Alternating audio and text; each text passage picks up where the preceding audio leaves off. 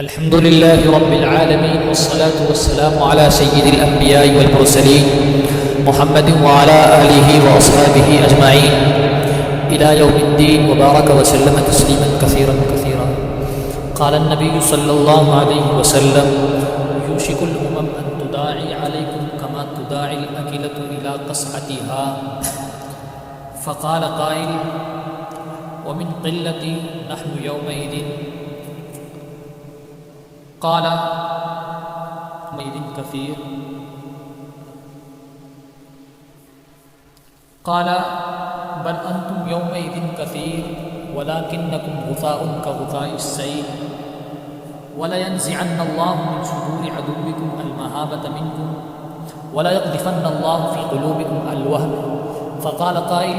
يا رسول الله صلى الله عليه وسلم وما الوهن؟ قال حب الدنيا وكراهية الموت. عزیزان محترم، برادران اسلام، ہم سب یہاں نماز جمعہ کے تعلق سے اکٹھے اور مجتمع ہوئے ہیں. مجناکارے سے کچھ گفتگو کرنے کے لیے اور کچھ باتیں عرض کرنے کے لیے کہا گیا ہے. اس لیے میں آپ حضرات کے سامنے کچھ باتیں عرض کروں. رب ذوالجلال سے دعا ہے کہ اللہ پاک ہمیں صحیح کہنے اور صحیح سمجھنے کی توفیق عنایت فرمائیں. کچھ باتیں عرض کروں گا حدیث پاک کی روشنی میں کہ آج جن حالات سے اور جس پرفتن دور سے ہم لوگوں کا گزر ہے اور اس پرآشور ماحول اور اس فتنوں سے بھرے زمانے کے اندر اور جن حالات میں ہماری نسل پروان چڑھ رہی ہے، یہ دور کوئی عجوبہ یا کوئی اجنبی چیز نہیں ہے، بلکہ نبی پاک علیہ الصلاۃ والتسلیم کی پیشین گوئی کے مطابق ایک عملی چیز ہے. اس لیے ہم لوگ اس دور کو کوئی غیر متوقع دور نہ سمجھیں. ہم لوگ ہمت سے کام لیں اور نبی پاک صلی اللہ علیہ وسلم نے جو احکامات دیے، اللہ تعالیٰ نے اپنے بندوں کو قرآن کریم کے اندر جو احکامات دیے، حدیث پاک کے اندر نبی پاک نے جو ہدایات اپنے امتیوں کو فراہم کی، ان کے مطابق عمل کرے اور اپنی زندگی کو گزارے. اسی بنیاد پر اور اسی بات کو مد نظر رکھتے ہوئے زیادہ تفصیلی گفتگو سے گریز کرتے ہوئے اپنی بات کو مختصراً آپ کے سامنے عرض کروں گا اور ایک حدیث کے حوالے سے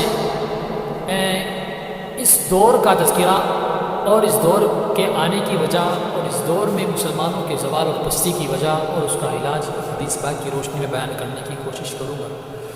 آپ صلی اللہ علیہ وسلم نے حدیث پاک کے اندر ارشاد فرمایا کہ یوشک الامم ان تداعی علیکم کما تداعی الاکلۃ الی قصعتها، کہ ایک دور ایسا آئے گا کہ تمام کی تمام قوموں کی اکثریت اس امت محمدیہ صلی اللہ علیہ وسلم اسلام کو مذہب اسلام کو ماننے والی قوم کے اوپر اس طرح سے ٹوٹ پڑے گی جس طرح سے ایک پیالہ رکھا ہو اس کے اوپر تمام بھوکے انسان ٹوٹ پڑتے ہیں. تو آپ صلی اللہ علیہ وسلم نے جس مجمع میں اور جس دور میں یہ بات ارشاد فرمائی، اس وقت اور وہ دور صحابہ کرام رضوان اللہ تعالیٰ علیہم اجمعین کا دور تھا، اور صحابہ کرام رضوان اللہ تعالیٰ علیہم اجمعین بقدر تعداد میں بقدر قلیل ہونے کے باوجود اس کے کہ وہ تعداد میں کم تھے، لیکن ان کا ایمان اس قدر مضبوط تھا کہ اگر ان کے سامنے پوری دنیا کی کافر طاقتیں آ کر کھڑی ہو جاتی تب بھی وہ اس کام سے، اس نبی پاک صلی اللہ علیہ وسلم اور اللہ تعالیٰ کے دین سے گریز نہ کرتے. لیکن ہم لوگ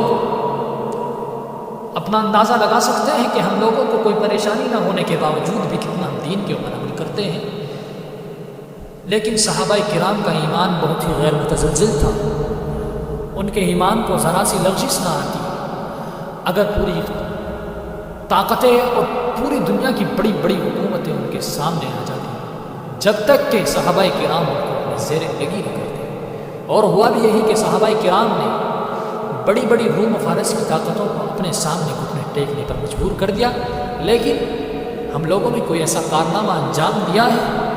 یا ہم لوگ اپنے سے اس کی امید رکھتے ہیں کہ ہم لوگ ایسا کارنامہ انجام دے پائیں گے؟ ہاں، اس وقت تک ہم کوئی امید اپنے دلوں کے اندر نہ رکھیں جب تک کہ ہم صحیح معنوں میں نبی اللہ تعالیٰ کے اور نبی پاک صلی اللہ علیہ وسلم کے احکام کے اوپر عمل پیرا نہ ہو جائے۔ میں عرض کر رہا تھا کہ نبی پاک صلی اللہ علیہ وسلم نے حدیث کے اندر ارشاد فرمایا کہ تمام کی تمام قومیں اکثریت کے ساتھ میری امت کے اوپر اور امت محمدیہ کے اوپر اور مذہب اسلام کو ماننے والوں کے اوپر اس طرح سے ٹوٹ پڑے گی اور اس طرح سے وہ نوچ کھانے کے لیے ٹوٹ پڑے گی جس طرح سے ایک پیالے کے اوپر تمام بھوک سے مرے انسانوں، بھوک سے لاچار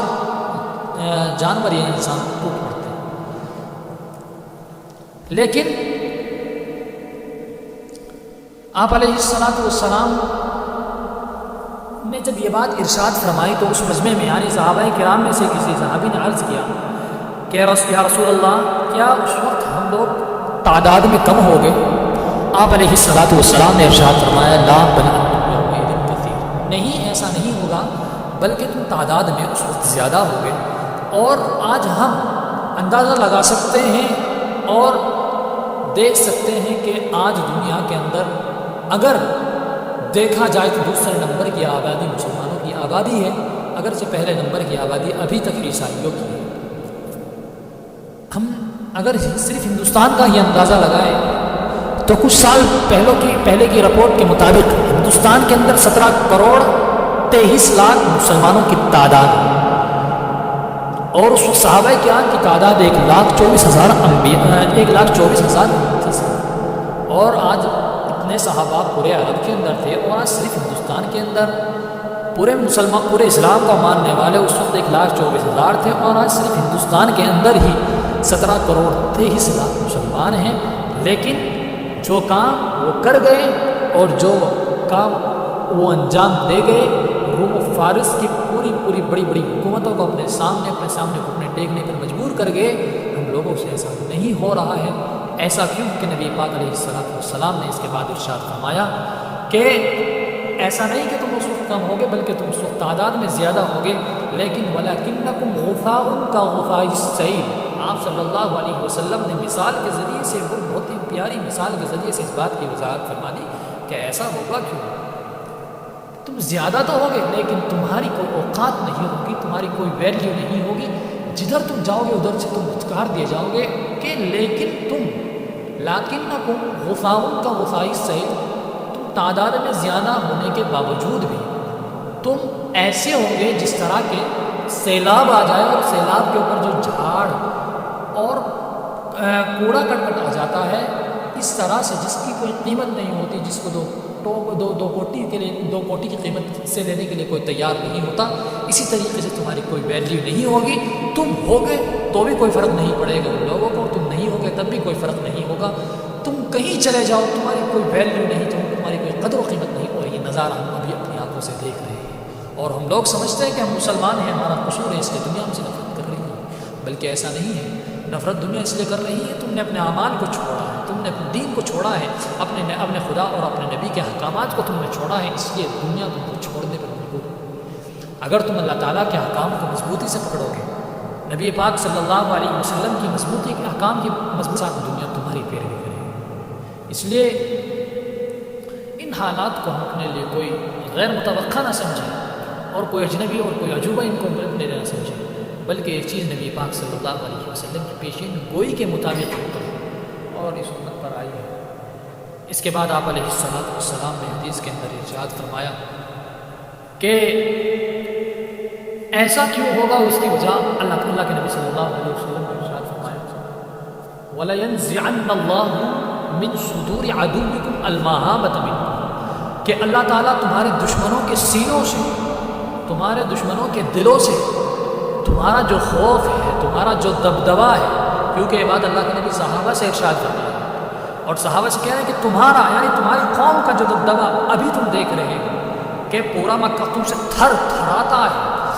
روم و فارس کی طاقتیں صحابہ کرام سے تھر تھرائی، ان سے کاپی، ان سے ڈری، کیوں؟ کیونکہ وہ ظالموں کو دنیا کے اندر جگہ نہیں دیتے تھے، اس لیے ظالم لوگ جو تھے صحابہ کرام سے تھر تھراتے اور کانپتے تھے۔ اس لیے نبی پاک صلی اللہ علیہ وسلم نے ارشاد فرمایا کہ تمہاری کوئی ویلیو نہیں ہوگی، اس لیے کہ اللہ پاک تمہارے دشمنوں کے دلوں سے، ان کے سینوں سے تمہارا جو خوف ہے، تمہارا جو دبدبہ ہے، تمہارا جو ڈر ہے ان کے دلوں کے اندر، وہ اللہ تعالیٰ نکال دیں گے۔ اور دوسری وجہ یہ ہوگی وَلَا يَغْفِرَنَّ اللَّهُ فِي قُلُوبِكُمْ الْوَهْنَ، کہ اللہ تعالیٰ تمہارے دلوں کے اندر، تمہارے سینوں کے اندر اللہ تعالیٰ بزدلی پیدا فرما دے گا، اللہ تعالیٰ تمہارے دلوں کے اندر خوف پیدا فرما دے گا، اور تمہارے طریقے سے سمجھو گے، تمہارے دل اور تمہارے دماغ دوسری قوموں کی تابع ہو جائیں گے، تمہارے دل اور دماغ دوسری قوموں کی اتباع کرنے لگے۔ اور ہو یہی رہا ہے کہ ہم لوگ اپنی ذہنیت سے بھی دوسروں سے مرعوب ہیں اور خوف زدہ ہیں کہ کہیں اگر ہم نے ایسا کر دیا تو دنیا ہم کو تھو تھو نہ کرنے لگے، دنیا ہم کو اپنی طرف سے بھگا نہ دے۔ ایسا ہم تو لوگ ہماری اتباع کرتے لیکن دوسروں کی اتباع کرنے پر ہم مجبور ہیں۔ ایسا کیوں؟ اس لیے کہ نبی پاک صلی اللہ علیہ وسلم کے احکامات کی ہم نے پیروی نہیں کی، اس لیے ہم کو در در کی ٹھوکریں کھانی پڑے گی، اور اپنے دین اپنے پاس، اپنی روایات، اپنے احکامات ہونے کے باوجود، ہمارے پاس اپنا قانون ہونے کے باوجود، اپنی شریعت ہونے کے باوجود، ہر طریقے سے مسلم اور مضبوط ہونے کے باوجود ہم لوگوں کو دوسروں کی اتباع کرنی پڑ رہی ہے۔ ہم ذرا اس چیز کے اوپر تھوڑا سوچیں اور غور و فکر کریں، تدبر کریں، اور اس کے اوپر کچھ وقت لگائیں کہ ایسا کیوں ہو رہا ہے۔ جب ہمارے پاس قرآن کریم ہے اور ہم لوگوں کا عقیدہ ہے کہ قرآن کریم نے جو دنیا کے اندر زندگی گزارنے کے اپنے جو اصول بیان فرمائے ہیں، نبی پاک صلی اللہ علیہ وسلم نے زندگی گزارنے کی جو ہدایات بیان فرمائی ہیں، جو اصول اور قوانین ہم کو دیے ہیں، ان سے بہتر کوئی قوانین نہیں ہو سکتی۔ اس چیز کے اوپر ہمارا عقیدہ ہے، ہمارا ایمان ہے، لیکن ہم لوگوں کو دوسروں کی باتوں کا اتباع کیوں کرنا پڑ رہا ہے، دوسروں کے قانونوں کی اتباع کو کیوں کرنی پڑ رہی ہے؟ اس چیز کے اوپر ذرا غور کریں۔ اللہ کے نبی صلی اللہ علیہ وسلم سے صحابہ کرام نے عرض کیا کہ یا نبی صلی اللہ علیہ وسلم، یہ بزدلی ہمارے اندر کیوں آیا؟ یہ اللہ کے نبی صلی اللہ علیہ وسلم نے ارشاد فرمایا کہ یہ بزدلی اور جو یہ وہن ہے آپ مسلمانوں کے اندر اس لیے پیدا ہوگا کیونکہ ان کے اندر دو کمی آ جائے گی، اور یہ دو کمی جو بیان کر رہا ہوں، نبی صلی اللہ علیہ وسلم نے جو دو کمی بیان فرمائی ہے، یہی ہماری گفتگو کا حاصل ہے اور یہی ہماری گفتگو کا موضوع ہے۔ اس لیے ان باتوں کو ذرا غور سے سنیں اور ان باتوں کو ذرا ذہن میں بٹھائیں کہ اللہ کے نبی صلی اللہ علیہ وسلم نے ارشاد فرمایا کہ یہ بزدلی پیدا ہوگی حب الدنیا و کراہیت الموت، کہ مسلمان کے دلوں کے اندر دنیا کی محبت بڑھ جائے گی اور وہ موت کو ناپسند کرنے لگے گا۔ دنیا کی محبت اس وجہ سے کیونکہ صحابہ کرام نے دنیا کو اپنی پاؤں کی نوک پر رکھا تھا اور ہم نے دنیا کو اپنے سروں کی چوٹیوں پر رکھا ہے، اس لیے دنیا نے ہم کو اپنے نیچے دابا لیا۔ اس لیے صحابہ کرام کے سامنے اس کی کوئی قدر و قیمت نہیں تھی، دنیا کی کوئی ویلیو نہیں تھی، اس لیے دنیا نہیں بلکہ اللہ تعالیٰ نے ان کو عزت دی، بلندی دی، اور صحابہ کرام کی موجودگی میں ہی حضرت عمر کے زمانہ، حضرت عمر کی خلافت میں حضرت عمر نے آتی دنیا تک اپنی حکومت کو پہنچا دیا۔ یہ کیوں؟ اس لیے کہ ان کا ایمان مضبوط تھا، اللہ کے نبی صلی اللہ علیہ وسلم کے احکامات پر ان کی سختی کے ساتھ پابندی تھی، اس لیے دنیا نے ہی ان کو تسلیم کیا، اور دنیا نے آج تک ان کو تسلیم کرتی ہے کہ ان جیسا خلیفہ، ان جیسا بادشاہ نہیں گزرا۔ بہرحال اللہ کے نبی نے ارشاد فرمایا کہ مسلمان ذلیل اس لیے ہو گئے، مسلمانوں کے اندر خوف اور بزدلی اس لیے پیدا ہوگی کیونکہ ان کے اندر دنیاوی محبت گھس جائے گی، دنیا کی محبت ان کے دلوں کے اندر گھر کر جائے گی، ان کے دل و دماغ کے اندر دنیا کی محبت بسر کر لے گی۔ اور دوسری وجہ اللہ کے نبی صلی اللہ علیہ وسلم نے ارشاد فرمایا کہ وہ کراہیت الموت، موت ان کو ناپسند ہے۔ پہلی وجہ حب الدنیا، یہ اللہ کے نبی کے ایک حدیث کے اندر آتا ہے کہ حب الدنیا رأس کل خطیئۃ، کہ جو دنیا کی محبت ہے تمام کی تمام برائیوں کی جڑ ہے، کیونکہ اگر آدمی دنیا کے اندر رہ کر جھوٹ بولے، زنا کرے، تو اس کے پیچھے اس کے کوئی نہ کوئی دنیاوی مقصد ہوتا ہے۔ ہم چوری کرتے ہیں اپنی دنیاوی منافع کے لیے، اپنی دنیاوی غرض کے لیے، دنیا کمانے کے لیے۔ ہم کسی سے کوئی جھوٹ بولے تو اپنی دنیاوی عزت بچانے کے لیے، ہم نماز چھوڑیں تو اپنی دنیاوی آرام کے لیے، ہم زکوٰۃ ادا نہ کریں تو دنیاوی مال کو بچانے کے لیے، ہم حج کرنے کے لیے نہ جائیں، دنیاوی آزار کو دیکھتے ہیں۔